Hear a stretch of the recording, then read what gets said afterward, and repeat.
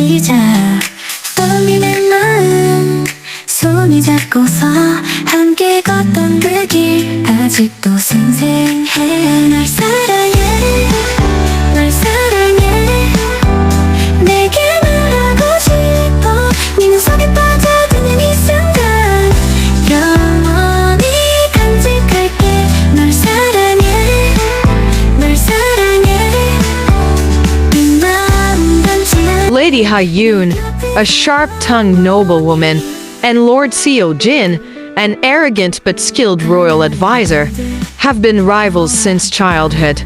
When the king forces them to work together on palace affairs, their constant bickering turns into something neither of them expected: love. 우리 함께할 수 있어 정말 행복해 Scene 6. A quiet night on the balcony when the moon isn't watching. Scene begins. Ha-yoon sighs deeply and leans on the stone railing, gazing at the moonlit water. The faint reflection of the palace dances in the pond.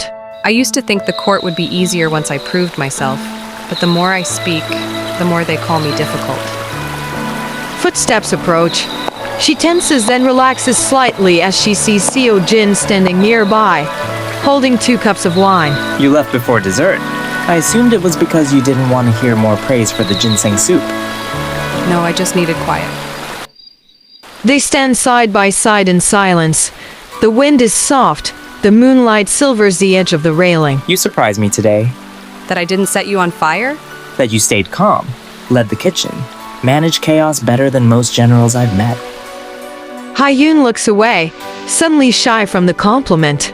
That's the first time you've ever praised me without adding a but. A moment, Seo-jin's expression softens. There is no but tonight, Ha-eun. She turns to him, their eyes meet in the quiet, with only the soft sound of the night between them. Why do you always challenge me? Because you're the only one who challenges me back. A breeze blows, catching a strand of her hair. Without thinking, Seo-jin reaches out and tucks it behind her ear. She doesn't move. For a breathless second, they just look at each other close, but not quite touching.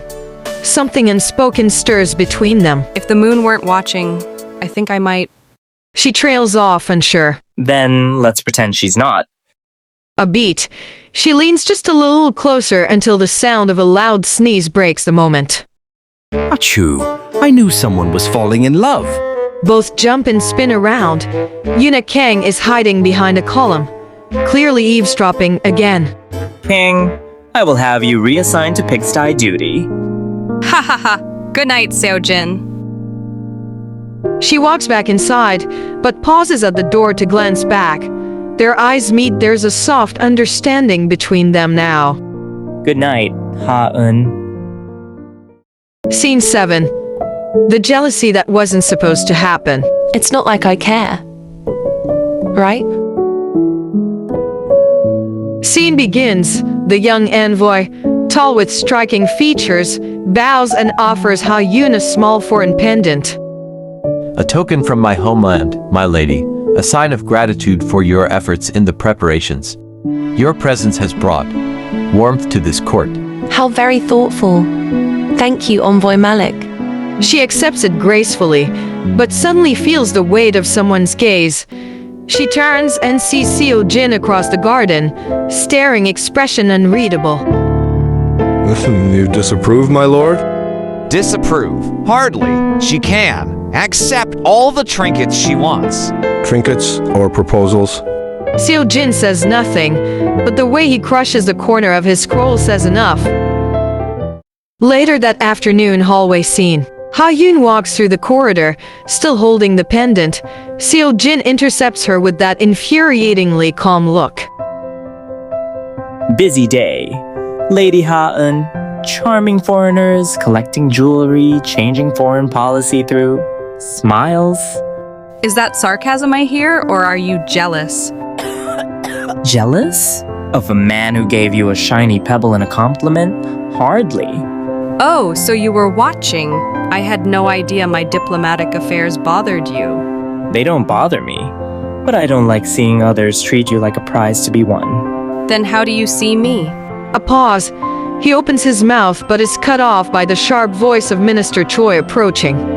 Lady Ha-yoon, Lord Seo-jin, might I remind you both that emotions and entanglements are dangerous things in court? Then it's fortunate we are neither entangled nor emotional, Minister Choi. She walks away, leaving Seo-jin standing with a slight smirk, but his eyes follow her, conflicted.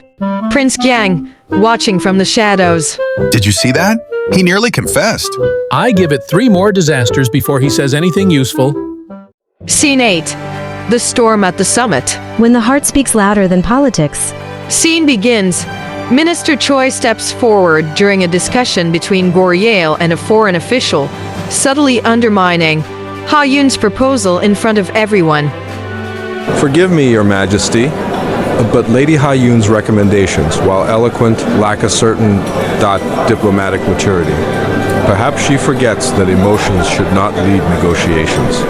The room quiets. Ha-yoon stiffens.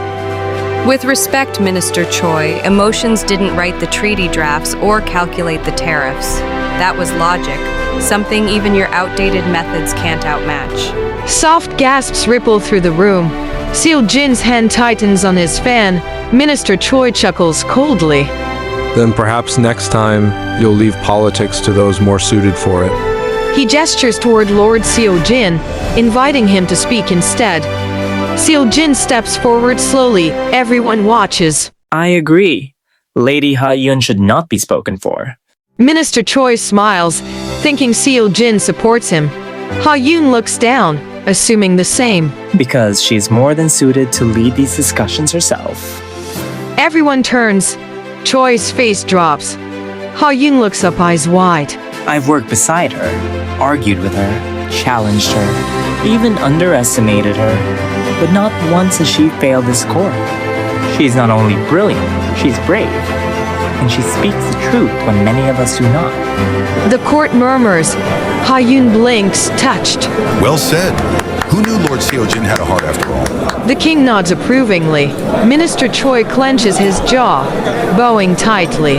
As His Majesty wishes. After the summit quiet corridor, Ha-yoon rushes down the hallway.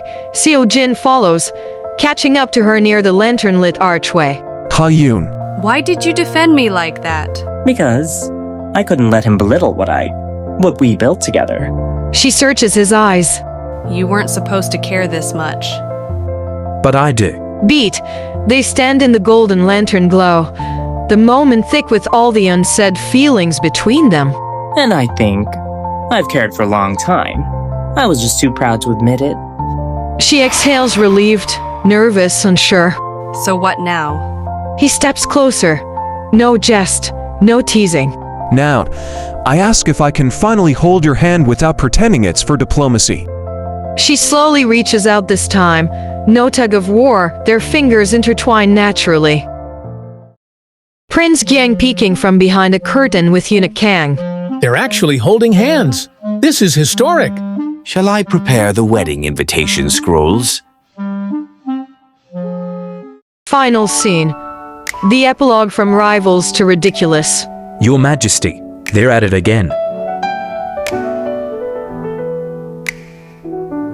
Inside the royal archives, warm sunlight filters through silk drapes, casting golden light on scrolls and shelves. Lady Ha-yoon sits at a low table sorting documents with regal focus.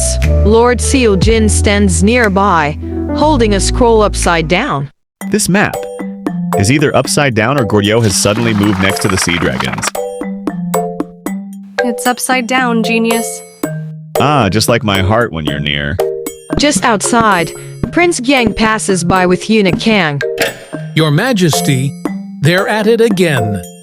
As long as no one sets the archives on fire, let them argue in peace. Scene begins. Ha-yoon sits at a desk reviewing scrolls. Seo-jin leans over her shoulder, unnecessarily close. That clause on trade exemption is vague. I'd revise it. I'd revise you if it were legal. You flirt with such violence. It's charming. Keep talking, and I'll throw you into the lotus pond again. He laughs and dramatically grabs his chest. Ah, you woo me, my love. At least give me a scroll to drown with. Their bickering is suddenly interrupted by Prince Gyeng holding a cup of morning tea, watching them like a proud parent. Look at them, flirting with threats and footnotes. I'm going to cry. Again? Cut to royal courtyard later that day. The court gathers for a light ceremony honoring those who managed the summit. The king gives Ha Yun and Seo Jin a glowing mention, and whispers swirl about a certain proposal. The couple stands in front of the king, side by side, Ha Yun with quiet poise, Seo Jin with one eyebrow raised. You two make quite the balanced pair. Tell me, when's the wedding? What wedding? The court chuckles. Even Minister Choi cracks a reluctant smile. Prince Gyeng claps excitedly. Oh please, just get married so I can retire from matchmaking. Ha Yun and Seo Jin glance at each other, then look away, slightly flustered but undeniably smiling.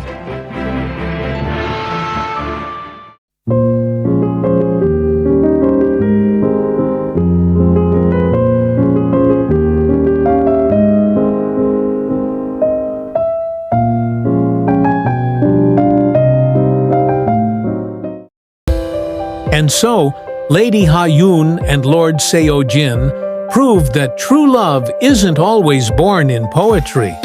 Sometimes it starts in arguments, ink spills, and threats of exile.